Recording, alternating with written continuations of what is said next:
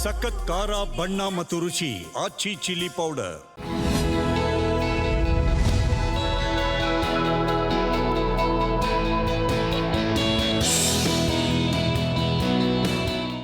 Hello ನಮಸ್ಕಾರ. Big boss ಕತೆ ನಮ್ಮ ಜೊತೆ ವಿಶೇಷ ಕಾರ್ಯಕ್ರಮಕ್ಕೆ ಸ್ವಾಗತ. ನಾನು ತೇಜಸ್ವಿನಿ. ಇವತ್ತಿನ ವಿಶೇಷ ಕಾರ್ಯಕ್ರಮದಲ್ಲಿ ನಾವು ನಿನ್ನೆ ಎಪಿಸೋಡ್ ಬಗ್ಗೆ ಮಾತನಾಡ್ತಾ ಹೋಗೋಣ. ನಿನ್ನೆ ಎಪಿಸೋಡ್ ಅಂತೂ ಫುಲ್ ಸಕ್ಕತ್ತಾಗಿತ್ತು, ಫನ್ ಆಗಿತ್ತು ಅಂತಾನೆ ಹೇಳಬಹುದು. ಅದರಲ್ಲೂ ಕೂಡ ಗಿಲ್ಲಿ ಹಾಗೂ ರಘು ಫ್ರೆಂಡ್ಶಿಪ್ ಯಾವ ಲೆವೆಲ್ಗಿತ್ತು, ಇಬ್ರು ಯಾವ ರೀತಿ ಡ್ಯಾನ್ಸ್ ಮಾಡಿದ್ರು ಅಂತ ಹೇಳಿದ್ರೆ ನಿಜವಾಗ್ಲೂ ಕೂಡ ತುಂಬಾ ಖುಷಿ ಆಯ್ತು. ಮನೆಯಲ್ಲೂ ಕೂಡ ಕೆಲವೊಂದಷ್ಟು ಬದಲಾವಣೆ ಆಗಿದ್ಯಾ ಅನ್ನೋದ್ರ ಬಗ್ಗೆ ಮಾತನಾಡ್ತಾ ಹೋಗೋಣ. ಯಾಕೆ ಅಂತ ಅಂದ್ರೆ ರಜತ್ ಹಾಗೂ ಚೈತ್ರ ಇಬ್ರು ಕೂಡ ಮನೆಯಿಂದ ಆಚೆ ಹೋಗಿದ್ದಾರೆ. ಅವ್ರು ಆಚೆ ಹೋದ ಮೇಲೆ ಯಾವೆಲ್ಲ ಬದಲಾವಣೆ ಆಗಿರಬಹುದು, ನಾಮಿನೇಷನ್ ಪ್ರಕ್ರಿಯೆ ಹೇಗಿತ್ತು, ಎಲ್ಲದ್ರ ಬಗ್ಗೆ ಮಾತನಾಡ್ತಾ ಹೋಗೋಣ. ಇದೆ ಈ ಹೊತ್ತಿನ ವಿಶೇಷ ಬಿಗ್ ಬಾಸ್ ಕತೆ ನಮ್ಮ ಜೊತೆ.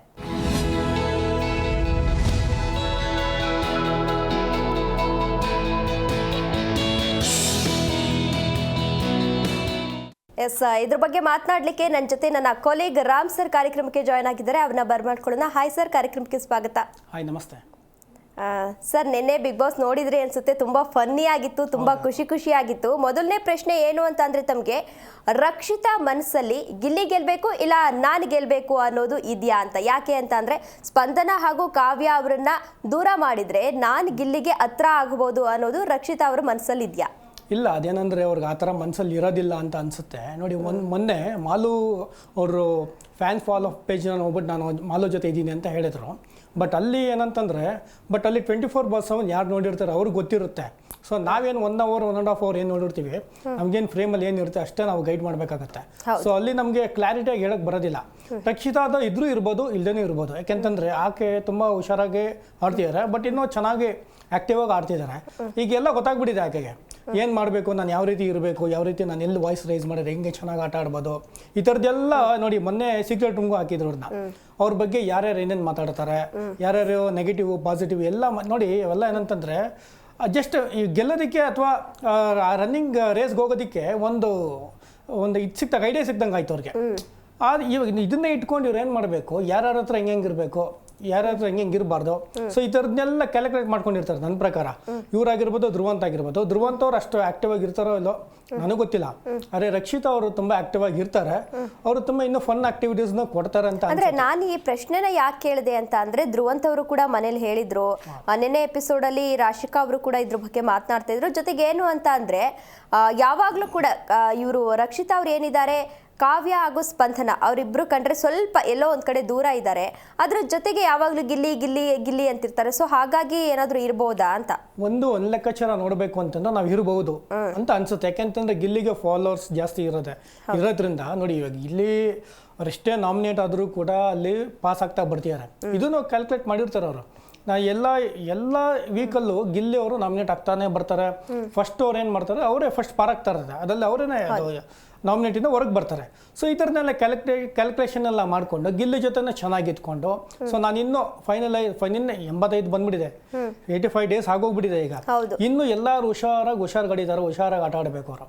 ಇದು ಹೀಗೆ ಮಾಡಬಹುದು ಅಥವಾ ಮಾಡ್ದೇನೆ ಇರಬಹುದು, ಅಥವಾ ನಾನು ಇರೋದೇ ಹೀಗೆ, ನನ್ನ ಮೈಂಡಿಗೆ ಏನು ಬರುತ್ತೋ ನಾನು ಹಂಗೆ ನಾನು ಆಟ ಆಡ್ತೀನಿ ಅನ್ನೋದನ್ನ ಇರ್ಬೋದು. ಅಲ್ಲಿ ಏನಂತಂದ್ರೆ ಕನ್ಫ್ಯೂಸ್ ಆಗಿದೆ. ನೀವು ಹೇಳೋ ಪ್ರಶ್ನೆ ಹೌದು ಅಂತ ಹೇಳಕ್ ಹೋಗಲ್ಲ, ಇಲ್ಲ ಅಂತ ಹೇಳಕ್ಕಾಗೋದಿಲ್ಲ. ಸೆಕೆಂಡ್ ಅವ್ರು ಆತರ ಆಡ್ತಿದ್ದಾರೆ. ಒಂದ್ ಲೆಕ್ಕಾಚಾರ ನೋಡೋದಾದ್ರೆ ಯಾಕೆ ಆತರ ಇಲ್ಲ ಅಂತ ಅನ್ಸುತ್ತೆ. ಇನ್ನೊಂದು ಲೆಕ್ಕಾಚಾರ ನೋಡೋದಾದ್ರೆ ಆಕೆಗೆ ಎಲ್ಲ ಗೊತ್ತು, ಎಲ್ಲ ತಿಳುವಳಿಕೆ ಇದೆ. ಆದ್ರೆ ಎಲ್ಲೋ ಒಂದ್ ಕಡೆ ಕೆಲವು ಕಡೆ ನಾಟಕಗಳು ಆಡೋದು, ಕೆಲವು ಕಡೆ ಬೇಕು ಅಂತಾನೆ ಈ ತರ ಮಾಡೋದು, ಬೇಕು ಅಂದ್ರೆ ನಾಮಿನೇಟ್ ಮಾಡೋದು, ಈ ತರದೆಲ್ಲ ಮಾಡ್ತಿದ್ದಾರೆ. ತುಂಬಾ ಕ್ಲೆವರ್ ಆಗಿ ಅವ್ರು ಆಟ ಆಡ್ತಿದ್ದಾರೆ. ನಮ್ಮ ಪ್ರಕಾರ ಇದಿದೆ ಅಂತ ನನಗೂ ಅನ್ಸುತ್ತೆ. ಬಟ್ ಈ ಇನ್ನೊಂದು ಮುಖ ನೋಡಕ್ ಹೋದ್ರೆ ಎರಡು ಗೊಂದಲವಾಗೇ ಇದೆ. ಅವ್ರು ತುಂಬಾ ಹುಷಾರಾಗಿ ಆಡ್ತಿದ್ದಾರೆ. ಅವ್ರು ನನ್ಗೆ ಗೊತ್ತಿರೋಂಗೆ ನೀಟಾಗಿ ಆಟನ ತಗೊಂಡೋಗ್ತಾರೆ. ಒಟ್ನಲ್ಲಿ ಅವರು ಒಂದು ಫೈನಲ್ ಅಲ್ಲಿ ಒಂದಷ್ಟು ಜನ ನಾನು ಒಬ್ಳಿರ್ತೀನಿ ಅನ್ನೋದು ಅವ್ರ ತಲೆಯಲ್ಲಿದೆ. ಸೊ ಅಲ್ಲಿ ತನಕ ಬರ್ತಾರೆ ಅನ್ನೋ ಅವ್ರ ಕಾನ್ಫಿಡೆನ್ಸ್ ತುಂಬಾ ಇದೆ. ನೋಡಿ, ಬೇರೆಯವ್ರನ್ನ ಕಂಪೇರ್ ಮಾಡಿದ್ರೆ ಈಕೆಯನ್ನ ಬಿಟ್ರೆ ಬೇರೆ ಯಾರಿಗೂ ಅಷ್ಟು ಕಾನ್ಫಿಡೆನ್ಸೇ ಇಲ್ಲ. ಧನುಷ್ ಫುಲ್ ಮುಳುಗೋಗ್ಬಿಟ್ಟಿದ್ದಾರೆ ಆ ವಿಚಾರದಲ್ಲಿ. ಬೇರೆ ಮಾಲವರು ಅಷ್ಟು ಕಾನ್ಫಿಡೆನ್ಸ್ ಇಲ್ಲ. ಈಕೆ ಮತ್ತೆ ತುಂಬಾ ಚೆನ್ನಾಗಿ ಕಾನ್ಫಿಡೆನ್ಸ್ ಇದೆ. ನೋಡಿ, ಇವರೆಲ್ಲ ಬಂದಾದ ನಂತರ ಈಕೆ ಬಂದಾಗೆ 1 ವೀಕ್ಗೆ ಜಸ್ಟ್ ಒಂದು 2 ಡೇಸ್ಗೆ ನಾವು ಹೊರಟಾಗ್ತಾರೆ, ಮತ್ತೆ ತಿರ್ಗಾ ಬರ್ತಾರೆ.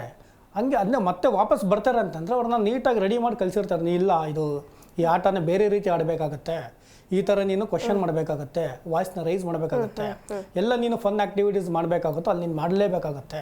ಸೊ ಈ ಥರನೇ ಆಕ್ಟಿವ್ ಆಗಿದ್ರೆ ನೀನು ಗೆಲ್ಲೋ ಚಾನ್ಸಸ್ ತುಂಬ ಇರುತ್ತೆ ಅಂತ ಎಲ್ಲ ಹೇಳಿ ಆಕೆನ ಕಲಿಸಿರೋದು.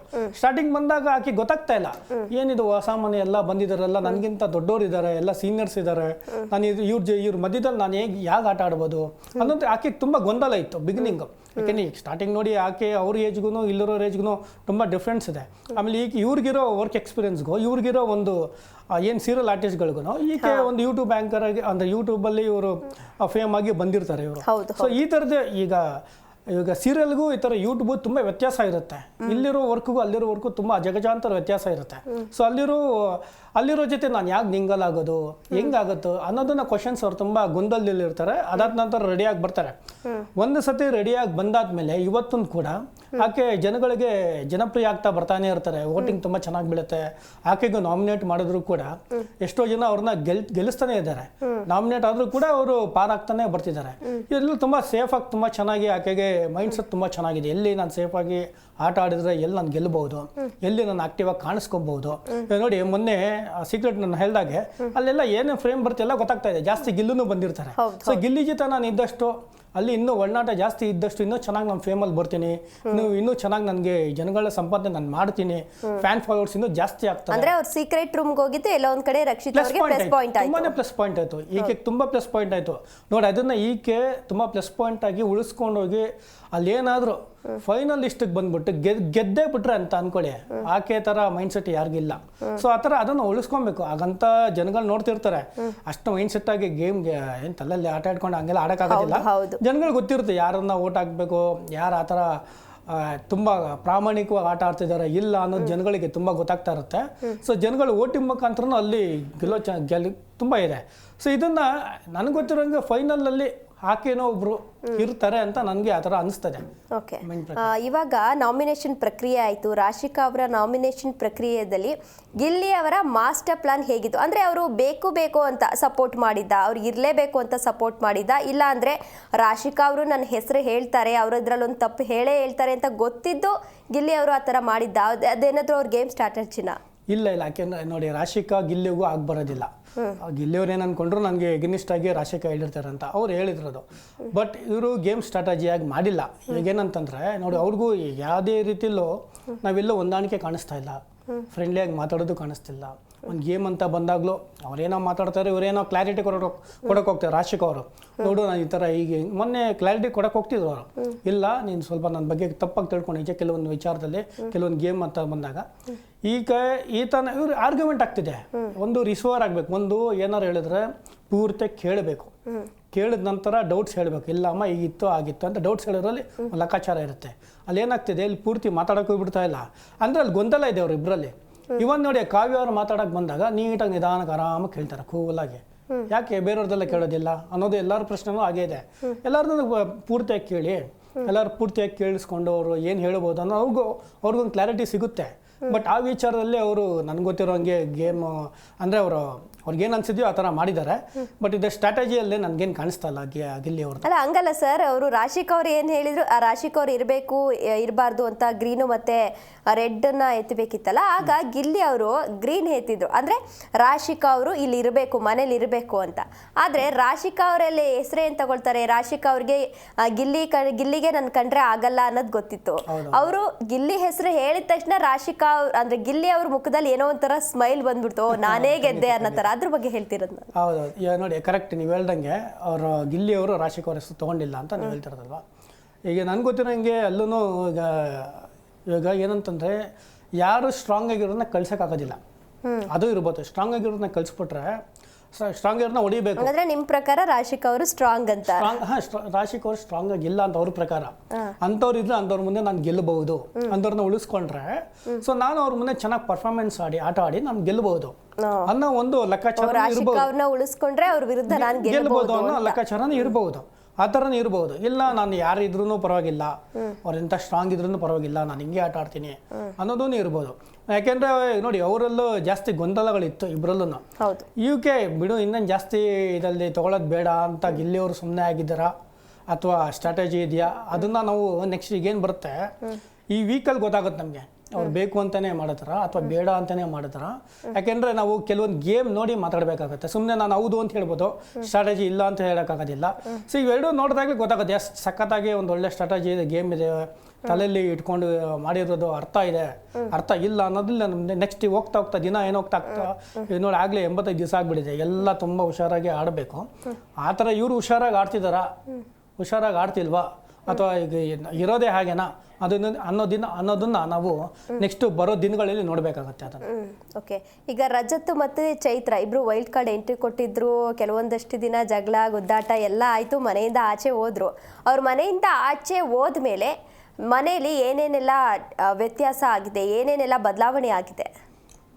ಈಗ ನಾವು ನೋಡ್ದಂಗೆ ಬದಲಾವಣೆ ತುಂಬ ಆಗಬೇಕು. ಯಾಕೆಂದರೆ ನೋಡಿ, ರಜತ್ ಅವರಾಗಿರ್ಬೋದು, ಚೈತ್ರ ಅವರಾಗಿರ್ಬೋದು, ಅವ್ರು ಬಂದಿರೋದು ಏನಂತಂದ್ರೆ ಲೈಕ್ ಇವಾಗ ಗೊಂಬೆ ಡ್ಯಾನ್ಸ್ ಆಡ್ತಿಲ್ಲ, ಅದನ್ನು ಕೀ ಕೊಟ್ಟಿದ್ದಾರೆ. ಈಗ ಗೊಂಬೆ ಚೆನ್ನಾಗಿ ಡ್ಯಾನ್ಸ್ ಆಡಬೇಕು, ಚೆನ್ನಾಗಿ ಆಕ್ಟಿವ್ ಆಗಿರಬೇಕು. ಸೊ ಅಲ್ಲಿ ಎಲ್ಲರಿಗೂ ಕೀ ಕೊಡೋ ಒಂದು ಅರ್ಥದಲ್ಲಿ ಬಂದು ಹೋಗಿದ್ದಾರೆ ಅವರು. ಸೊ ಅಲ್ಲಿ ಅವ್ರು ಕಂಟೆಸ್ಟೆಂಟ್ ಆಗೂ ಬಂದಿದ್ದಾರೆ ಅಂತ ಎಲ್ಲರಿಗೂ ಒಂದು ಅಲ್ಲಿ ಗೊಂದಲ ಇತ್ತು.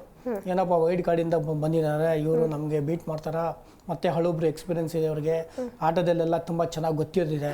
ಸೊ ಈ ಥರ ಇವ್ರಿಗೆ ನಾನು ಎಲ್ಲೋ ಹೊಡೆಯೋಕ್ಕಾಗೋದಿಲ್ವ ಅನ್ನೋದು ಅಲ್ಲಿ ಇರೋರಿಗೆಲ್ಲರಿಗೂ ಒಂದು ಗೊಂದಲ ಇತ್ತು ತಲೆಯಲ್ಲಿ. ಸೊ ಈಗೇನು ಮಾಡಿದ್ರೆ ಅದನ್ನ ಸುಳ್ಳಾಯ್ತು.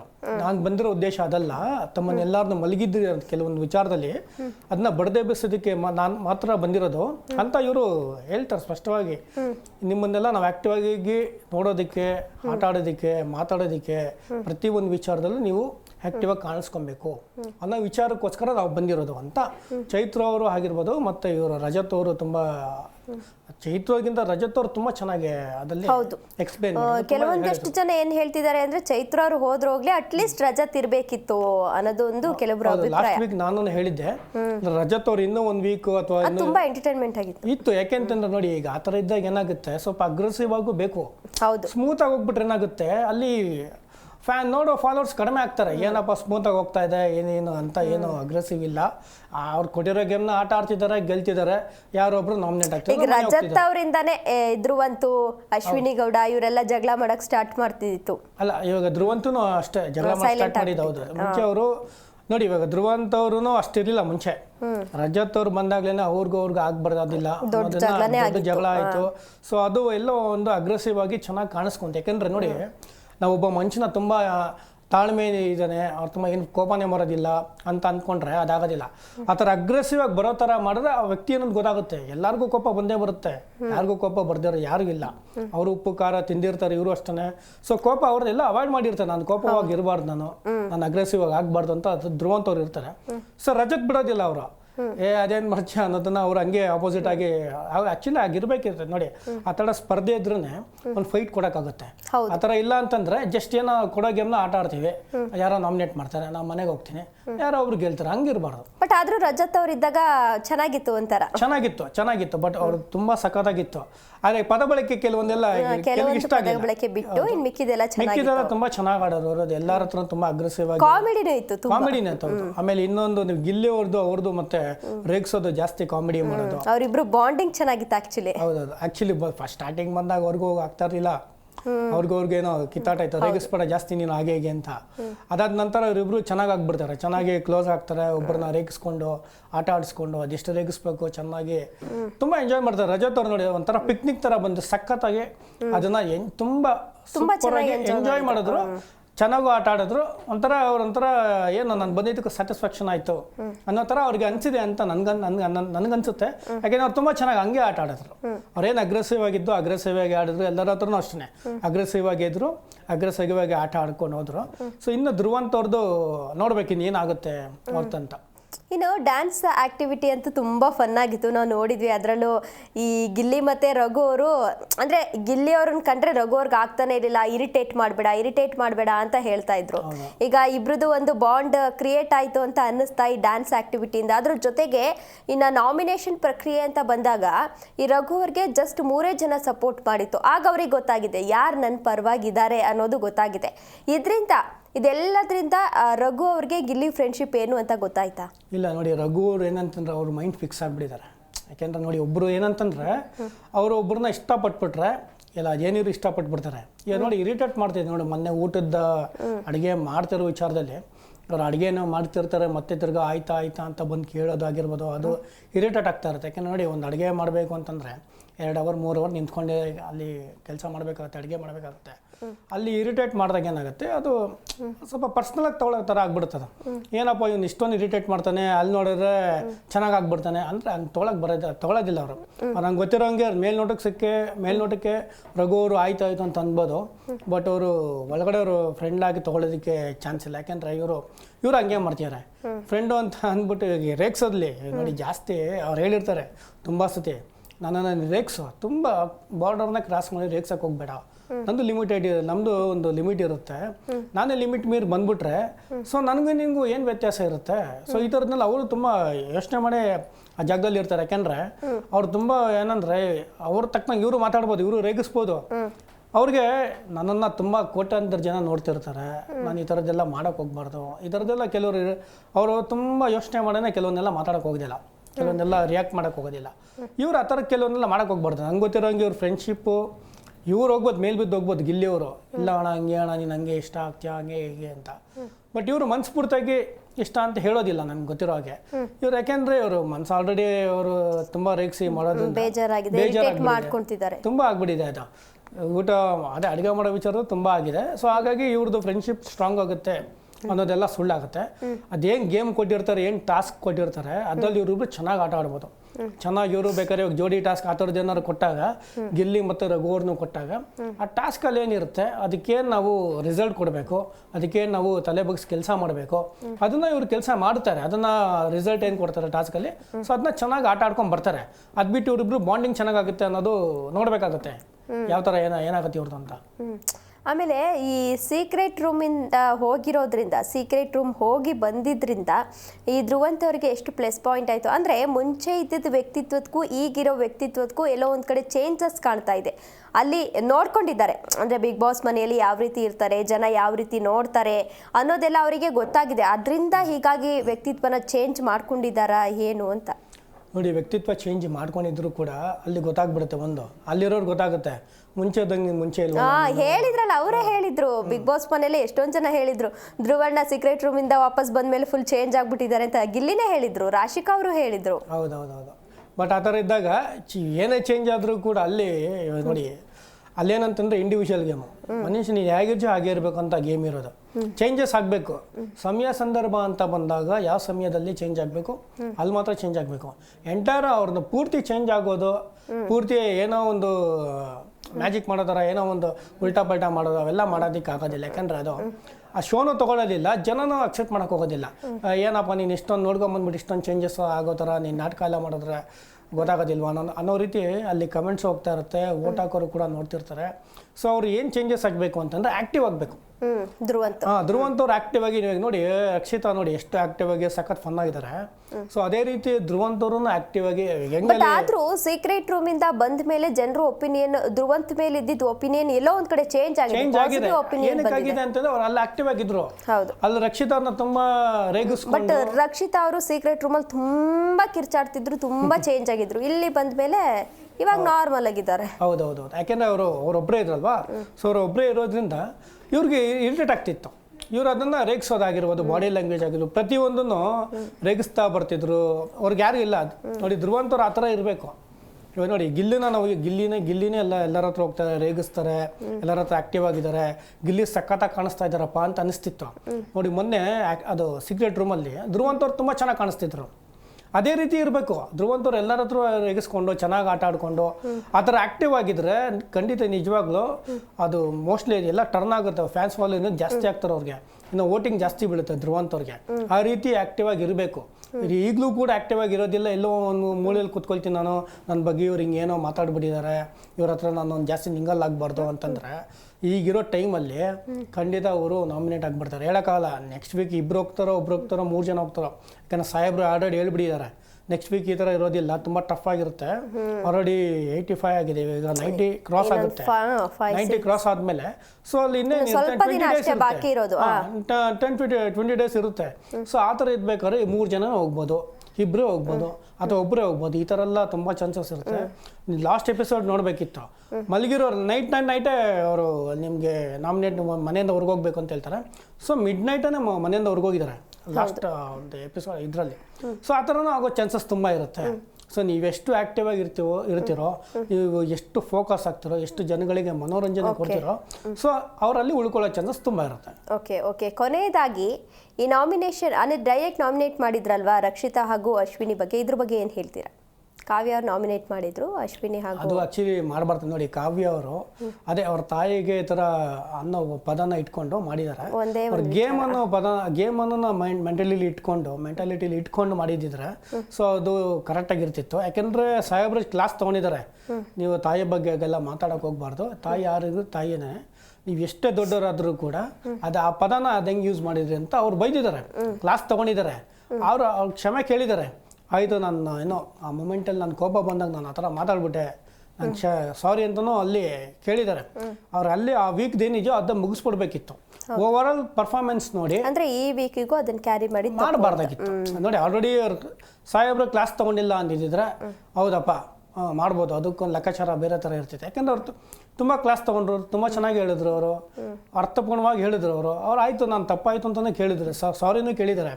ಬಟ್ ಇವ್ರು ಜಿಡ್ಡಿರುತ್ತೆ, ಅದು ಹೆಂಗೆ ಮಾತಾಡ್ಬಿಟ್ಟೆ ನೀನು ಅನ್ನೋದು. ಇವಾಗ ಆ ಥರ ತಾಯಿ ಬಗ್ಗೆ ಹೇಳ್ದಾಗ ಯಾರಿಗೂ ಸಾಮಾನ್ಯ ಹೋಗೋದಿಲ್ಲ. ಹೌದು, ನಂಗೆ ಈ ಥರ ಅಂದಾಗ ಅದು ಒಳಗಡೆ ಕುದೀತಾ ಇರುತ್ತೆ. ಎಂಥವ್ರಿಗಾದ್ರೂ ಅಷ್ಟೇ ಕುದೀತಾ, ಯಾಕೆ ಇವ್ರಂದ್ರೂ ಕೂಡ ಕುದೀತಾ ಇರುತ್ತೆ. ಸೊ ಅದೊಂದು ಇಟ್ಕೊಂಡು ಮಾಡಿದ್ರು, ಅದೊಂದು ಇಟ್ಕೊಂಡು ಮಾಡಬಾರ್ದಾಗಿತ್ತು ಅಂತ ನನಗೆಲ್ಲೋ ಒಂದು ಅನಿಸ್ತದೆ. Okay, thank you so much sir. ಇವತ್ತಿನ ಕಾರ್ಯಕ್ರಮದಲ್ಲಿ ಭಾಗಿಯಾಗಿ ತುಂಬ ಚೆನ್ನಾಗಿ ಮಾತಾಡಿದ್ರಿ. Thank you so much. ನೋಡಿದ್ರಲ್ಲ ವೀಕ್ಷಕರೇ, ಇದಾಗಿತ್ತು ಈ ಹೊತ್ತಿನ ಬಿಗ್ ಬಾಸ್ ಅಪ್ಡೇಟ್ಸ್. ಮತ್ತಷ್ಟು ಅಪ್ಡೇಟ್ಸ್ಗಾಗಿ ನೋಡ್ತಾ ಇರಿ ಜೀ ಕನ್ನಡ ನ್ಯೂಸ್, ಸತ್ಯವೇ ಸುದ್ದಿಯ ಜೀವಾಳ.